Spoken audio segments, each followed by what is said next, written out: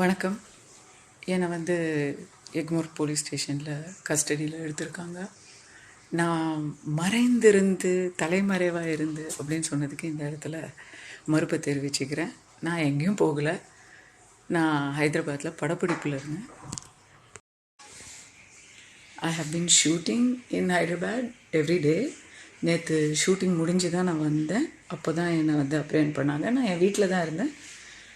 நான் ஹைதராபாத்தில் தான் ஐ லிவ் அண்ட் ஒர்க்குங்கிறது எல்லாருக்கும் நிறைய தரம் சொல்லியிருக்கேன். So there is no question of தலைமறைவு. ஃபோன் என்கிட்ட இல்லை, ஏன்னா என் லாயர் என்கிட்டேருந்து வாங்கி வச்சுட்டாங்க. மன உளைச்சல் அதிகமாக இருந்தது.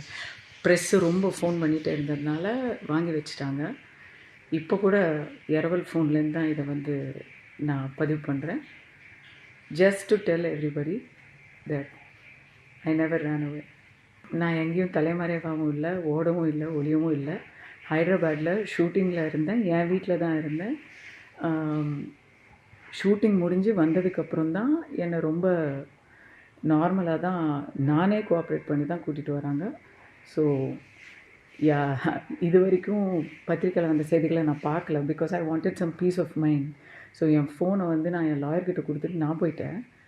இன்றைக்கி நான் பார்த்தேன் மீடியாவில் ஒரு ஸ்மியர் கேம்பெயின், தலைமறைவு, பயந்து ஓடினார், அது இது அப்படின்னு எழுதுறது எதுலேயுமே உண்மை கிடையாது. பயம்லாம் கிடையாது. இது வரைக்கும் நான் எதையும் வயலேட்டும் பண்ணல. இனிமேலும் I will be cooperating. So this is just for the record.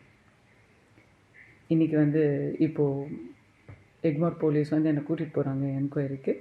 அதுக்கும் நான் ஃபுல்லாக கோஆப்ரேட் தான் பண்ண போகிறேன். நான் இது வரைக்கும் என் வீட்டில் தான் இருந்தேன். I was in my house in Hyderabad and I went for shooting. அங்கே ஒரு 4 days ஷூட்டிங் அட்டென்ட் பண்ணியிருக்கேன்.